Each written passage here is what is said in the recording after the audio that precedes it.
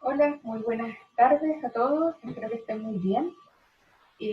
Un gusto de reunirnos nuevamente, muchas gracias por todos los formularios enviados, gracias por su compromiso. Vamos a la corrección de esta clase número 4, que fue la del lunes pasado, para poder ir mejorando y aprendiendo más. Vamos con la retroalimentación. En esa clase vimos la columna de opinión y vimos el editorial. Ambos textos son textos argumentativos presentes en los medios de comunicación, presentes en los diarios, en la prensa. Vamos viendo que todos esos textos, junto con la carta al director, son textos pertenecientes al género de opinión. Nos vamos a detener en ese esquema, espero que esté copiado en su cuaderno, porque ahí es bien claro cómo se nos clasifican los textos. En los periódicos, en los diarios, hay dos grandes tipos de textos, los de opinión y los de información. Los de información fuimos los que vimos al principio del año, son, por ejemplo, la noticia, son textos cuya principal finalidad es informar. Son textos claros, objetivos, ¿no es cierto?, que van a transmitir un conocimiento, una información. Las noticias, los reportajes, por ejemplo. Pero estamos viendo, ¿no es cierto?, hace varias semanas el texto argumentativo y por eso estamos conociendo o revisando los textos de opinión presentes en los medios de comunicación. Ya vimos la carta al director y el lunes pasado vimos la columna de opinión y el editorial. La crítica no la vamos a ver, pero también es parte de este grupo, de esta clasificación. ¿Qué tienen en común todos estos textos? Que como les decía, son argumentativos, es decir, son textos que toman un tema polémico que permite diferentes posturas y que van a argumentar, ¿no es cierto?, su postura, su tesis. Por lo tanto, como lectora, puedo estar de acuerdo o en desacuerdo con lo que el autor plantea. Las cartas del director, que ya las vimos, es un texto en que es bien fácil de reconocer porque tiene la estructura de una carta. Parte, ¿no es cierto?, con el señor director y luego va a plantear un problema, una temática actual y lo va a analizar. Esa opinión es propia de un lector que, a pesar que la carta va dirigida al director, sabemos que es una carta pública porque todos los lectores de ese medio van a leer esa carta, ¿no es cierto?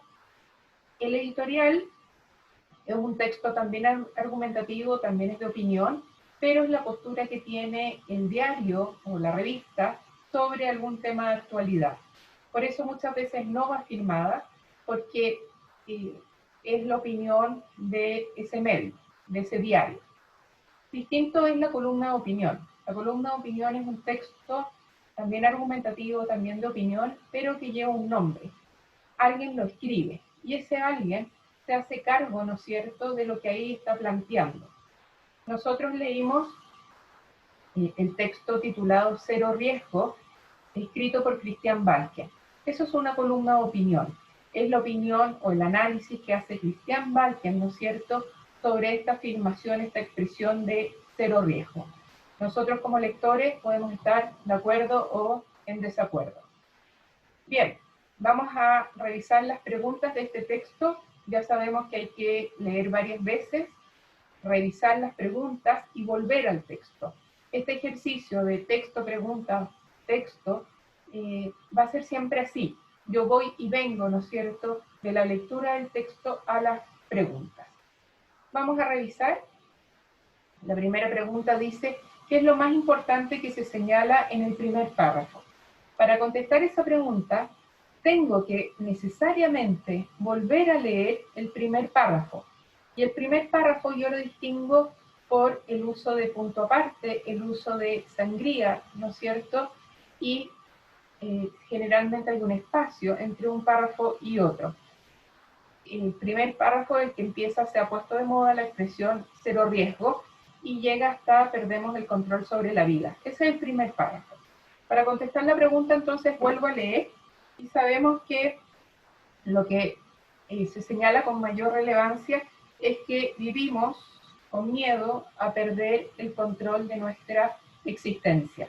Vuelvo a la pregunta, leo las alternativas y marco, ¿no es cierto?, la alternativa B, vivimos con miedo a perder el control sobre la existencia. Todo el texto apunta más o menos a esta idea. Este concepto del cero riesgo, que es propio de las empresas, se aplica también a nuestra vida, a nuestro anhelo de tratar de tener todo controlado. Sabemos que no puede ser así, la vida es puro azar, la vida es incertidumbre, y bueno, después de la pandemia, eso yo creo que todos lo tenemos súper claro. No podemos tener el control de nuestra existencia, hay cosas que no manejamos. Bueno, pero la alternativa correcta entonces es la B, vivimos con miedo a perder el control sobre la existencia. ¿Qué se busca demostrar en el texto? Una idea que está bastante relacionada con la anterior, que se busca demostrar que las personas deben aceptar que la vida es impredecible, la última alternativa. Las personas debemos aceptar que la vida no se puede predecir, no puede saber lo que va a pasar, todo es incertidumbre, todo es azar. Y eso es parte de la vida, y hay que aprender a aceptar eso, ¿ya? Entonces la alternativa correcta es que las personas deben aceptar que la vida es impredecible. La número 3, absolutamente relacionado con las otras dos, dice que qué sucesos tienen en común los hechos más importantes de la vida del autor. Si ustedes vuelven al texto, porque recuerden que ese es siempre el ejercicio que vamos a estar haciendo, volvemos a repasar, él manifiesta, ¿no es cierto?, que tanto el nacimiento de sus hijos como la muerte de uno de ellos fue absolutamente inesperado. Entonces, dice aquí, el nacimiento de mis hijos y la muerte de uno de ellos me demostraron que Heráclito y Buda y Lao Tse y Jesús habían entendido más el misterio de la vida que los teóricos del cero riesgo.